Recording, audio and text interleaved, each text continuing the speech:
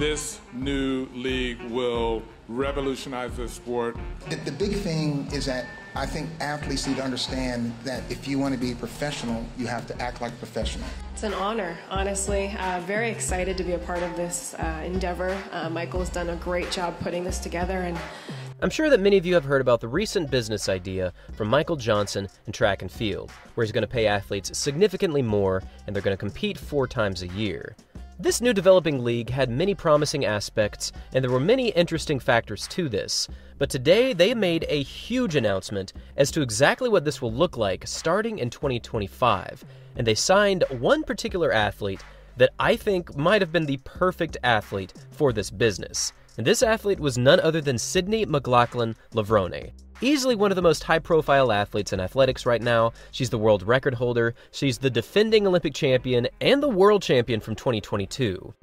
Now, in a recent interview, which I'll link down below, there were a lot of details given about this meet, and from McLaughlin's perspective, she was brought onto this by the idea of bringing in professionalism, prize money, and great competition. And speaking of the competition, this is how this will go down in 2024. There will be 48 athletes attached to Grand Slam racing, and there will be 48 challengers that will come in and rotate throughout the year to provide the best competition possible. Now, there will be 4 competitions starting in 2025 between the months of April and September, so that they can fall within that summer schedule. And here are the groups that will be featured. There's the shorter sprints, including the 100 and the 200 meters. There's the short hurdles, which includes the men's 110 hurdles, the women's 100 hurdles, and then the 100 meters in this as well. There's the long sprints, aka the 200 and the 400, the long hurdles, the short distance, and then the long distance events.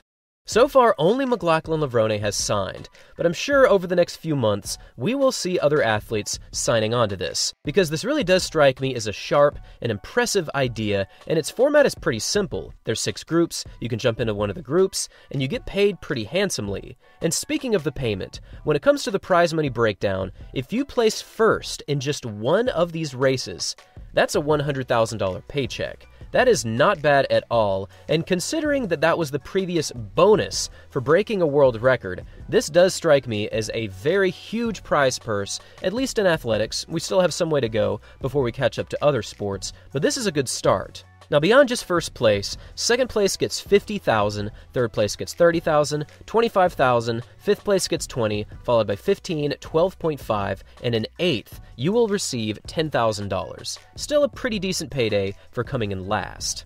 Another aspect that I like about this whole company is there will be no rabbits, no pay sliding, and specifically for the complaints of many around the world, no bib numbers or bib names. Athletes do not like these, they're clunky, they're weird, they feel unnecessary, and I think getting rid of bibs is a huge plus. This just does not need to happen in 2024. The age where technology should make this kind of necessary paper on your front obsolete.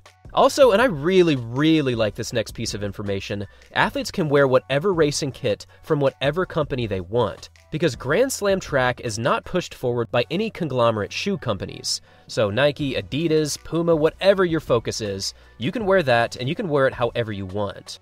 Aside from giving the athletes room to breathe, and aside from offering great prize money, there is the single most important factor of them all, and that is going to be the competition. Of course, McLauglin Levrone is honestly huge. The fact that she came onto this group this early is a very big deal, and I think just her presence alone is going to bring other athletes of high-profile caliber as well to this company. But there have been rumors of other people, including Fred Curley, Noah Lyles, Oblique Seville. Some of the big sprinters have been said to have been in contact with Johnson, and I would imagine that soon before or soon after the Olympic Games, we will be getting more updates about these athletes because they're probably focused on the Olympics right now. That's a huge priority in the international scene. But moving into 2025, we will start to see this unfold more and more, and it's important to note that one of the cities will be Los Angeles, California, hosting one of the 4 annual locations. One of the other locations will be in the United States, and 2 of the other locations will be international.